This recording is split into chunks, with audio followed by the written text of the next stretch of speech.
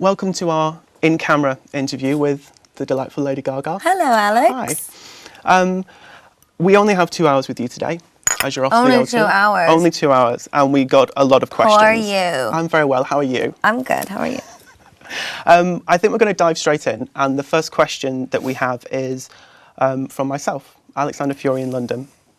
Showstudio.com is a fashion website, first and foremost. Lady Gaga, we've asked you to be the 9th participant in our series of in-camera interviews because more than any other contemporary musician, your work feels inextricably connected to fashion. What function does fashion serve for you? Do you use it to underline your musical themes, or is it another outlet for a different type of creative expression? Well, it's all of the above, but I think more importantly on a cultural level, I feel that music and fashion have always mirrored one another. There's a creative consciousness, a trend that is part of the zeitgeist in the way that people think about art and colors and patterns, and music and fashion, music and visuals they're connected in that way. I guess I could say that they come from a similar vocabulary. So I guess I could just say that they cannot be separate. I need fashion for my music, and I need music for my fashion.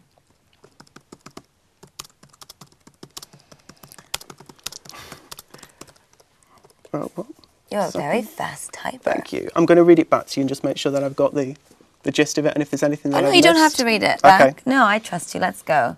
Okay, just It's a second. live. So we're ending it with I need fashion for my music and I need music for my fashion. Yes. Cool.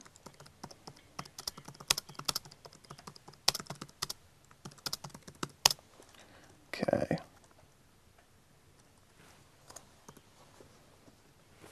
Am I wonky? Ruthie, I love you. Don't talk to me, Gaga. It's live. Just moving on to our second question now. As I said to you just before the interview started, we received 25,000 questions. So from your many fans. little monsters. Thank you for all your submissions. And I read through the 25,000 questions for And you. thank you. And whittled it down as best I could. This question is probably the one that we were most asked throughout the questioning process. And in this instance, it's been asked by Ricky White from New York, Hello. Laura Bowery from Merseyside, Alexander Gray from Massachusetts, Ali Johnson from Columbus, Lorna Lee from Portsmouth, Sunny from France, Tudor from Romania, Marie-Helene from Canada, So wonderful. Alana from Sanatana, Ori Akers from Arkansas, Tondo from Slovakia, and I'm sure many others that I have regrettably missed. I'm very sorry.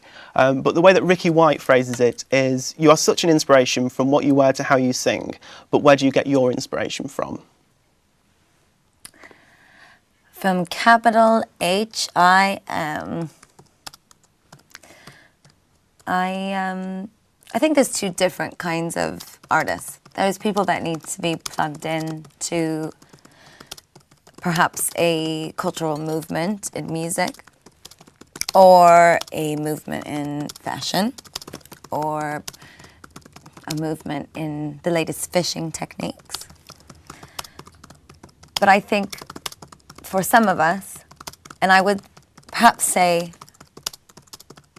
the same about my very good friend Nick Knight, who I love so much, that for some of us, it's a much more innate gift. It's a much more spiritual experience.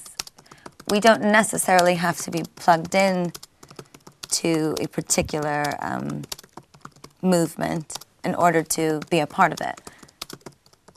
It's transcendent. It's an inspiration that is that we're born with.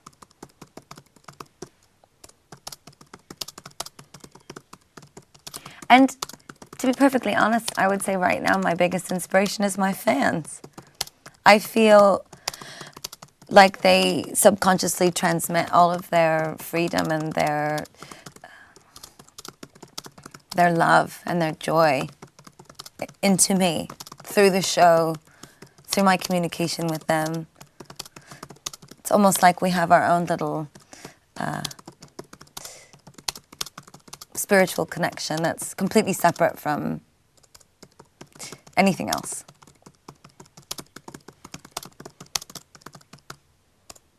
I wish you didn't have to type this. Does he have to type it? I think that's fab. Okay. It's quite nice because the idea is sort of if someone comes, just to go as an aside, if someone comes in halfway through the interview, although I know we've had some tweets that people have been staying up and it's 4 a.m. where they are and they've stayed up to watch this. But if anyone, for whatever reason, comes in halfway through, they can see how you've answered so far. Oh. And then later on, they can see the on-demand footage, which we'll have very soon. Great. I'm just checking my spelling because it's absolutely frightful. I couldn't even spell Nick Knight, which is reprehensible. Which is reprehensible. You should be spanked. Well, how do you say it in London? Flogged. Flogged. You should be flogged. We should say that to Ruth. I'm sure Ruth would enjoy that. Flogging. It's like the bum film. It is. For anyone that's wondering, Ruth is the impossibly beautiful woman that's filming us right now. Impossibly beautiful and very talented. And very talented. Okay. We're on to question 3 now. Question 3 is from Midhib Nick Nuardhit, I hope I've pronounced that correctly, who's in Ireland. Did Rainer Maria Rilke's theory that artists should not accept criticism help you stay determined when you were starting out? Yes, I love Rilke. It's no secret that I live my life in almost utter submission and loyalty to Rilke. I think it's important to be able to be objective about your own work, and I also think it's important, what I've learned through my love of Warhol also, to empower the people around you to feed your creativity. Criticism can be wonderful if you have a very strong sense about what you're creating. If you have an incessant need for validation from an outside place that is not yourself, that's when criticism can be not just detrimental, but completely life-changing to your work. You don't want the world to dictate what you create. You want to be a fuse, a funnel. It has to always come from you. So yes, in short, I don't give a fuck what anybody thinks. Except for Nick Knight. Nick Knight is God.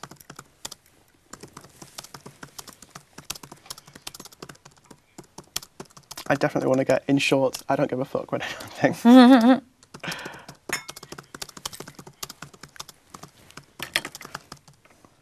And it kind of answers our next question, I think.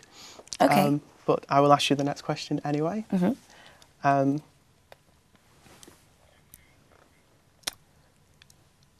The next question is from Jessica Hebert in Lafayette, and also from Heather Hunter in Virginia. Do you find it difficult to deal with negative criticism in the media? No.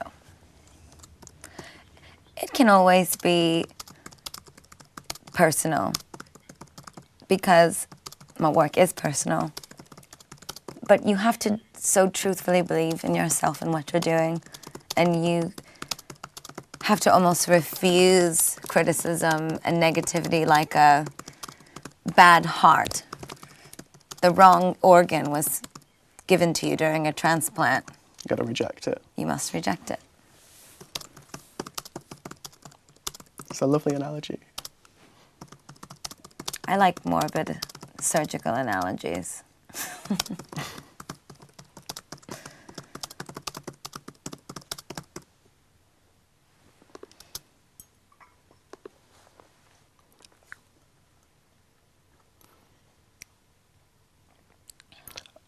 Okay.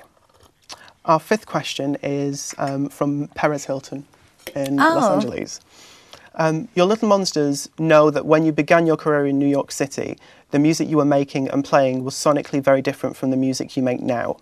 What was the shift for you? Why did you decide to start making dance music? Well, I started out when I was really young. So I was playing classical music when I was 4. And when I turned about 11, that's when I started to write pop music.